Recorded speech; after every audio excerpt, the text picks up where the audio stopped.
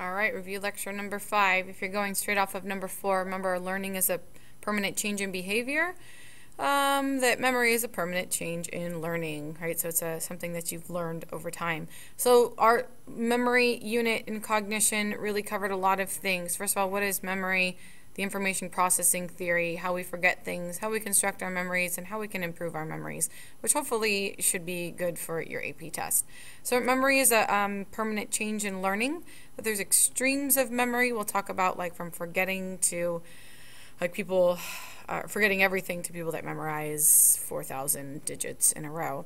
Okay, so the information processing, remember you're going to need to know the three-stage model, the extended three-stage model versus the levels of processing. So this is the information processing theory of you encode, you store, and you retrieve, right? You have to encode it properly, then you have to store it some way in your brain, and then you need to be able to retrieve it. So that's the three-stage, and I'll show you that in a second.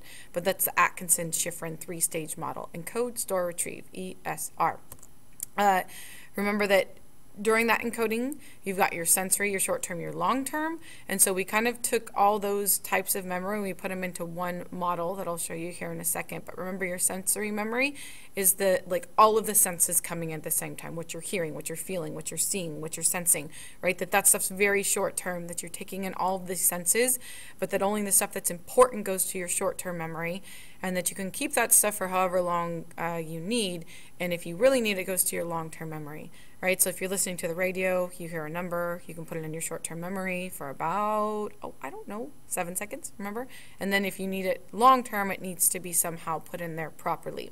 So the modified 3 version step, I'll show you here in a second, kind of puts that middle, that short-term and that working, the short-term and the sensory into the middle working. So here is the model. I'll go through it really quick.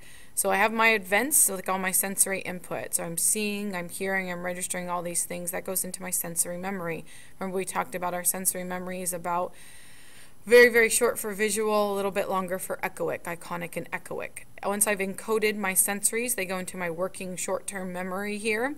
The things that I'm paying attention to go into my working short-term memory. That's encoding, right, putting it in. And then remember, it encodes even further into my long-term memory, and then I have to be able to retrieve it back into my working short-term memory in order to spit it back out, right? And so we talked about sometimes there's 2 things that happen at once, like I've memorized an equation, like a squared plus b squared equals c squared. I can put some new numbers into my working short-term memory, and I can use them both at the same time. We'll talk about parallel processing here in a second. And there's a couple ways in which I can forget things, right? I might not be able to retrieve it, or I might have never encoded it properly, right, when you go to remember things. So parallel processing is exactly what I was just talking about, that there's 2 things that are happening at once. I'm retrieving the equation from my long-term memory while I'm inputting new information back. So parallel, going on at the same time. There are things that we automatically process without trying to memorize, things like space, time, frequency, and well-learned information. So automatic processing happens in a different part of our brain. Time, frequency, how many times have you gone to the bathroom today? What did you eat for breakfast yesterday? You didn't try and memorize those things, but they're automatically processed. Your effortful processing is the opposite of automatic. Those are things that you have to try and memorize. Like, what is effortful processing, right? You have to purposely try and put that into your brain. And those things are learned by rehearsal, conscious repetition, going back on Quizlet and repeating it again, right? So you remember those things, effortful processing things, when you rehearse them. And we'll talk about Ebbinghaus and his research in just a second. So when I encode, when I'm putting them into my short-term and long-term, it's either things that were automatic or effortful.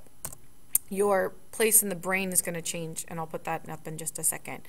So Ebbinghaus, remember, he's the one that did all that stuff on memory. Ebbinghaus, right? So here's looking on how I'm going to time it takes to relearn the list on day 2 after I've memorized it. So you can actually use this for your learning process. So as you repeat it more on the day of 1 of learning it, so those repetition, do it over and over, it actually decreases the time to relearn it. So when you took the test 20 times on Science Login, even though you felt it was very repetitious, right now when you go back to learn that stuff again, it's not going to take you as much time as someone who only practiced it once or twice. Repetition is key for learning.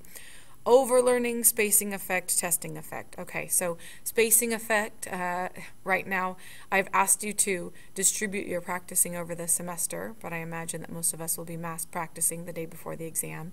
So how I space my learning depends on or affects how well I learn it. Remember, mass is really good for short term. So cramming it into one mass session is good for short term.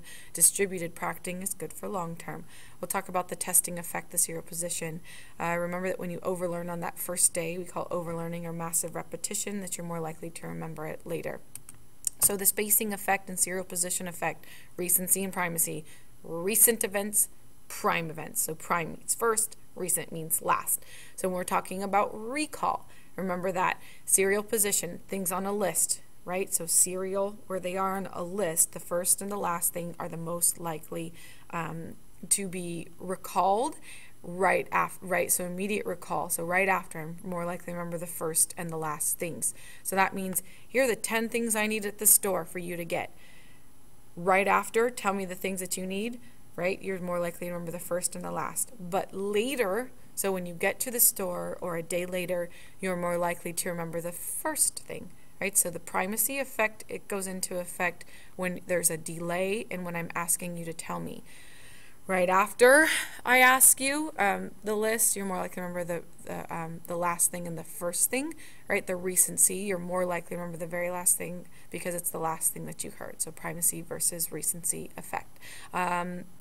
The levels of encoding, sorry, I skipped something here. Okay, so this is the levels of processing. This is different from the 3-stage information processing. The levels of processing is showing you how deep. So you can think of like levels of a building. So visually encoding, acoustically, and semantically.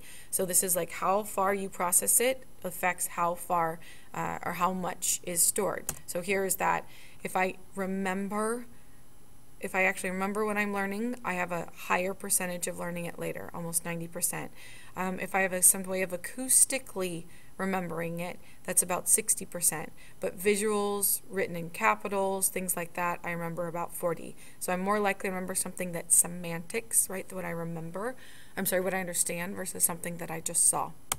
Visual encoding then, imagery and mnemonic. So when we visually encode something, remember getting information in when we encode, we are more likely to remember images, right? So images are positive things. Rosy retrospection is the ability to just remember positive images.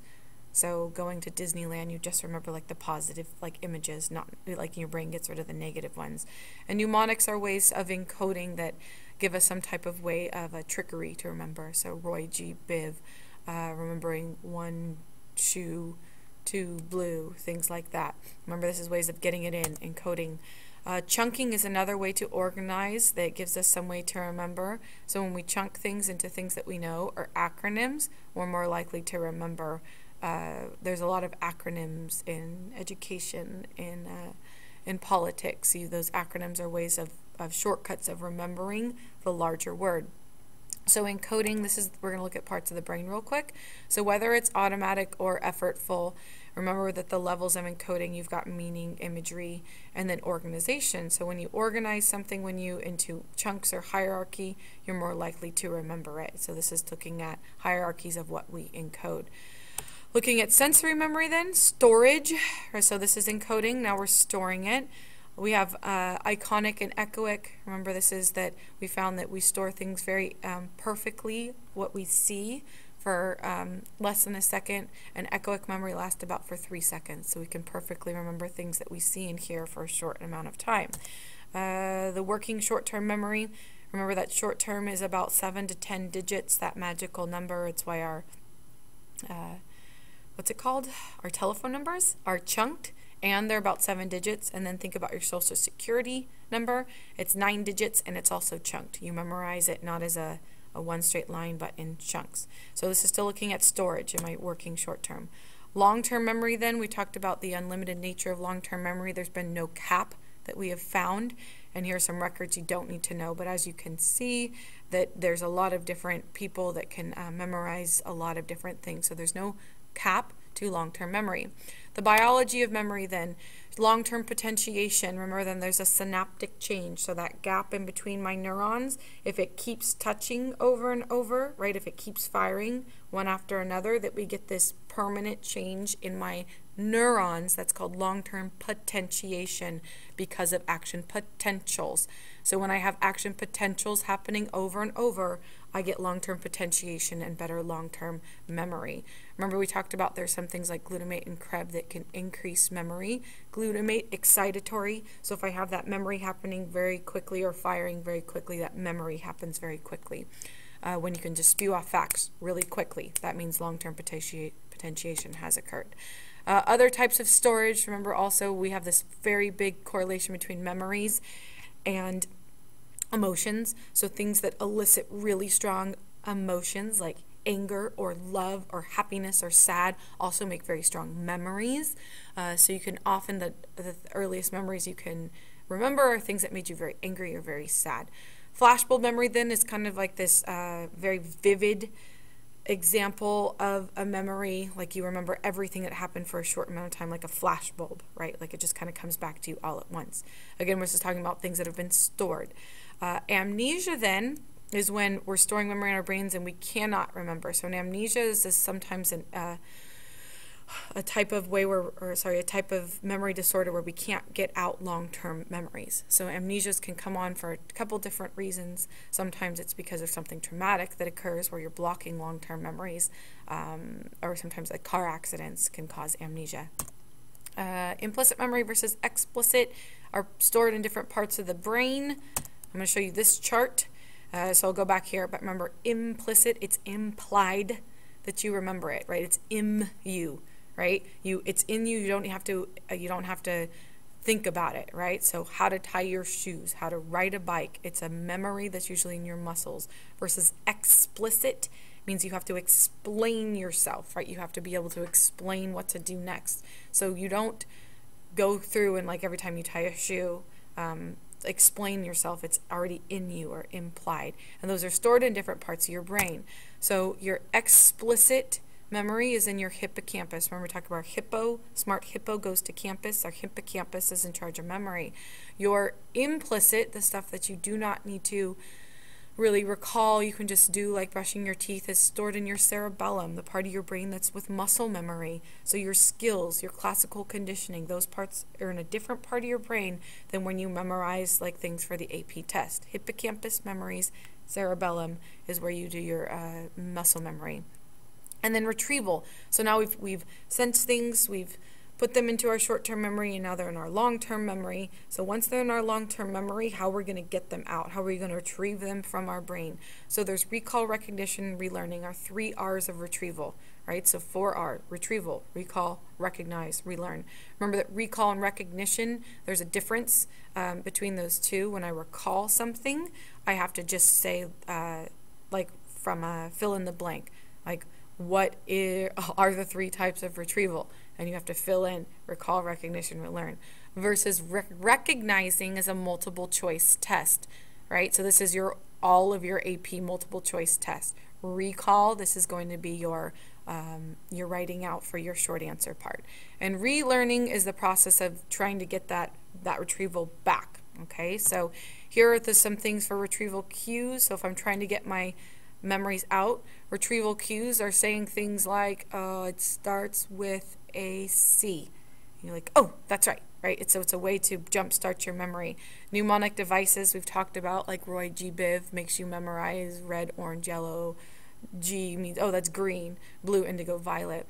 Priming is a way, actually, we'll talk about priming in a second. That's when you give an initial sensory, and it actually changes the memory that's retrieved or getting out. So if I say the word rabbit, and it activates this memory, and then I spell hair, if I've just primed you with this, then you're more likely to spell H-A-R-E than you are to spell H-A-I-R. So when you prime someone, it actually changes the memory that's retrieved. So priming changes the memory retrieved.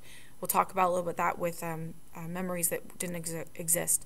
So context effects, retrieving things in different situations. So deja vu is when you feel like it's happened before. that sometimes thinks that you're retrieving it in the same order that you've put another memory in. Remember that there's two different types of context effects. You have where you learn it, mood congruent, state dependency, and then your context. So you're more likely to remember, or you have a greater recall when you're in the same place that you learned it. So if we tested in this room where you learned the information, you'd be more likely to remember it because you're in the same place, context, right? Versus in the same mood or the same state. State-dependent memory, go back to your states of consciousness. This is like awake, asleep, drugs, alcohol, right? State-dependent memory. If you hid the money when you were drinking, you're more likely to remember it when you're drinking. Mood congruent, those are when you're happy or sad. So if you had something happen when you're happy, you're more likely to memorize or remember it when you get happy again. So mood congruent has to do with happy, sad, confused, anxious, things like that. State dependency is drugs, asleep. Forgetting then, so reasons why we forget, why we don't put them in. First of all, you might have encoded it wrong or never encoded it at all. So you might not be able to pick out a penny because you encoded it incorrectly. Encoding failures is when I can't get this to from there. Or I'm sorry, I can't get from here to there. So that means I never memorized it. If you never encoded it, you can't remember it, right? You have to learn it again before you can take it out. Ebbinghaus did some information on storage decay. So if it is in this long-term memory, what happens if we don't access it over and over?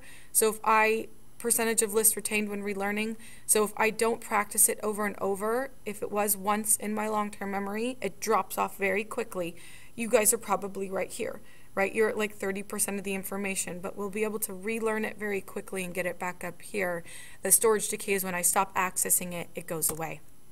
Versus here it is again. So percentage, I memorized it here, it levels off, and then over a short amount of time, it drops very quickly, and then over time it kind of levels off. Retrieval failures then, so encoding failures, I never put it in here. A retrieval failure, I can't get it out. So it's in here, I just can't retrieve it, right? You can't find it in your brain in order to get it back out. So retrieval failures, there's a couple different ones. Remember, proactive is forward acting, backward acting is retro. So if it's retroactive, I'll give you some examples here in a second. It acts backward. Proactive is it acts forward. Remember that the least interference I have, so like after sleep, the more likely I am to remember it. Before the AP test, any AP test, study right before you go to bed and then go to bed. Have no interaction after that. So here's my interference. So I learned a friend's email in high school. It's getting in the way of recalling a new one. So this is proactive. It's forward acting. I learned something and now it's getting in the way of new stuff, right? So I learned Spanish, now I can't learn Italian. Retroactive is I learned something new and now I can't remember the old thing. I've learned Italian, now I can't remember the old stuff. Your repression. So why we motivated forgetting. Sometimes people repress memories on purpose. Right? There's a lot of studies with repression, but it's a motivated forgetting. You're doing it on purpose. And then memory construction will be our last thing. We can actually construct memories that didn't occur. Remember we talked about misinformation effect, the Loftus memory study, saying things or the way that we word leading questions, how fast were the car going when they smashed into each other, can actually make you remember something that didn't happen. So here's a depiction of the actual event. Here's what you remember after someone said smashed and going fast. So you can actually change or alter your memories. Source amnesia is when you remember the thing happening but you don't remember where you heard it. So I dreamed this happened but I can't remember that, so I say, oh, I heard this happen. So you can't remember where you learned it. Source amnesia. You remember the thing, can't remember where you learned it. Eyewitness then, memory studies. Remember this girl Loftus did a lot of studies with children and talking about leading questions, children that are abused, that they really need to be isolated because you can implant memories of situations that never occurred. And then improving memory, I'll leave you on this last one to scan through. How I increase my retrieval, my encoding and retrieval, study repeatedly, make it meaningful, semantics. Retrieval cues, have some type of mnemonic devices, minimize your interference, go to sleep right after you learn it, and then test your knowledge. Get on Quizlet right now to test your knowledge. I'll see you guys later.